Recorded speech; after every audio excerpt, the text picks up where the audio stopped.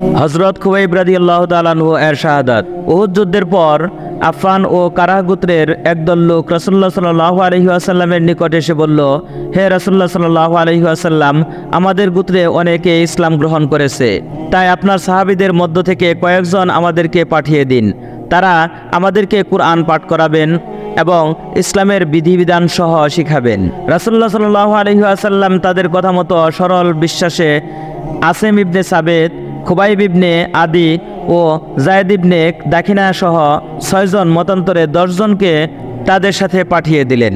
তারা মক্কা ও উসফানের মধ্যবর্তী হুদাত নামক স্থানে পৌঁছলে আজল ও কারাগুত্রের লোকেরা বিশ্বাসঘাতকতা করে তরবারি সজ্জিত হয়ে সাহাবীদেরকে ঘেরাও করে ফেলল।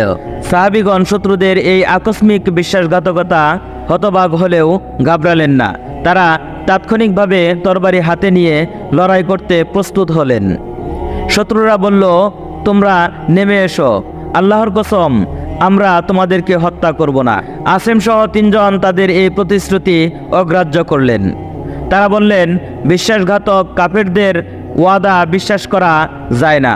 তারা লড়াই করতে করতে শহীদ হয়ে গেলেন।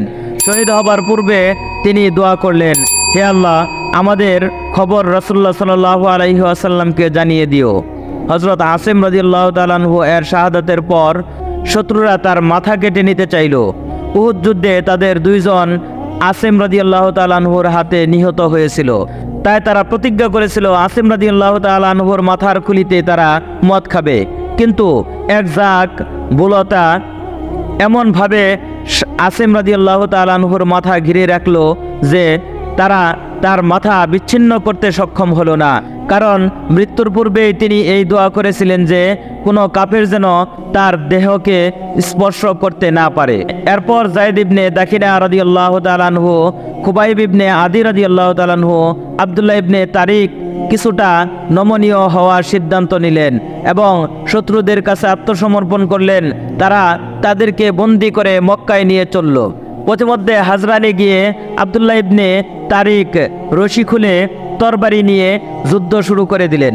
শত্রুরা তাকে পাথর মেরে শহীদ করে ফেলল। অবশিষ্ট খুবাইব ও যায়েদ রাদিয়াল্লাহু তাআলা আনহুকে তারা মক্কায় নিয়ে কুরাইশদের হাতে বিক্রি করে দিল। অতঃপর কুরাইশরা খুবাইব রাদিয়াল্লাহু তাআলা আনহু ও যায়েদ রাদিয়াল্লাহু তাআলা আনহুকে বদর ও উহুদের প্রতিশোধ স্বরূপ হত্যা করার সিদ্ধান্ত নিল। যায়েদকে হত্যা করার আগে আবু সুফিয়ান জিজ্ঞাসা করল, হে যায়েদ, বলো তোমার জায়গায় যদি মুহাম্মদ থাকতো, তোমার পরিবর্তে আমরা তাকে হত্যা করতাম এবং তুমি নিরাপদে বাড়ি চলে যেতে, তাহলে কেমন হতো? যায়েদ বললেন, আল্লাহর কসম, তার গায়ে একটা কাঁটাও যদি ফুটে তবে আমি নিজের মুক্তির বিনিময়েও তা সহ্য করব না।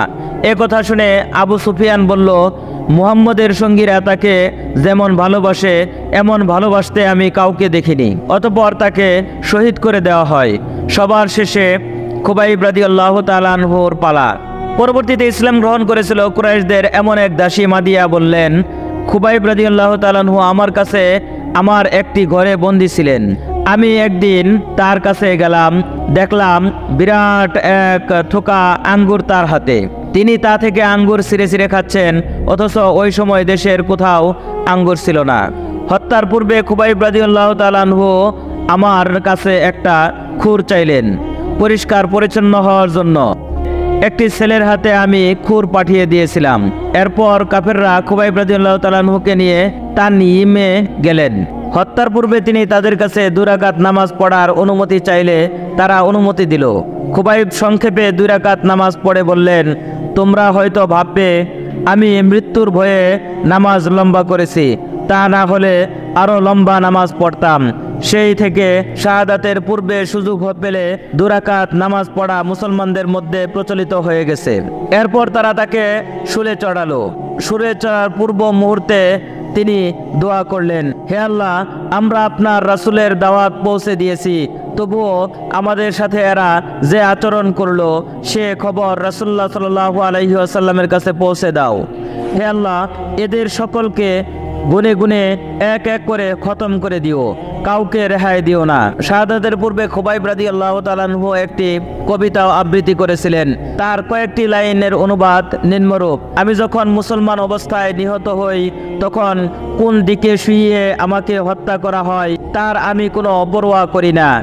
ওহে আরশের অধিপতি, আমার প্রতি তাদের যে অভিপ্রায় তাতে আমাকে ধৈর্য ধারণের ক্ষমতা দাও। তারা আমার গোশত টুকরো টুকরো করার সংকল্প করেছে, তখন আমার জীবনে আর কোনো আশা নেই। এসব তো আল্লাহর উদ্দেশ্যেই, তিনি চাইলে আমার ছিন্ন ভিন্ন দেহেও বরকত দিতে পারেন। তারা আমাকে কুফরি কিংবা মৃত্যুর যে কোনো একটি বেছে নিতে বলেছে। আমার দু চোখে যে অশ্রু বয়ে যাচ্ছে তা মৃত্যুর ভয়ে নয়, বরং আল্লাহর ভয়ে বইছে। আমি মৃত্যুকে ভয় করি না, আমাকে মরতে তো একদিন হবেই। আমি কেবল জাহান্নামে লেলিহান শিখাকে ভয় করি। আমি শত্রুর সামনে কোনো দুর্বলতা ও অস্থিরতা প্রকাশ করব না, কেননা আল্লাহর কাছে আমার প্রত্যাবর্তন। এরপর তারা খুবাইবকে হত্যা করে। এই ঘটনা থেকে শিক্ষা: হযরত খুবাইব রাদিয়াল্লাহু তাআলা আনহুর শাহাদাত আল্লাহর দ্বীন প্রতিষ্ঠার সংগ্রামীদের জন্য অত্যন্ত শিক্ষণীয় ও প্রেরণাদায়ক একটি ঘটনা। এই লোমহর্ষক নির্যাতন ও হত্যার মুখে অবিচল থাকা অত্যন্ত মজবুত ইমানের পরিচায়ক, যা আল্লাহর রহমত ছাড়া কারো পক্ষে সম্ভব নয়। এই ঘটনার আরও একটি শিক্ষা এই যে, ইসলামী আন্দোলনের নেতা ও কর্মীদের শত্রুর দুর্বিষহ সন্ধি, চক্রান্ত ও দাপ্পাবাজি সম্পর্কে সাবধান হতে হবে। আল্লাহর রাসূলুল্লাহ সাল্লাল্লাহু আলাইহি ওয়াসাল্লামের জীবদ্দশায় এরূপ ঘটনা ঘটিয়ে আল্লাহ কিয়ামত পর্যন্ত সমগ্র মুসলিম উম্মাহকে সতর্ক করে দিয়েছেন।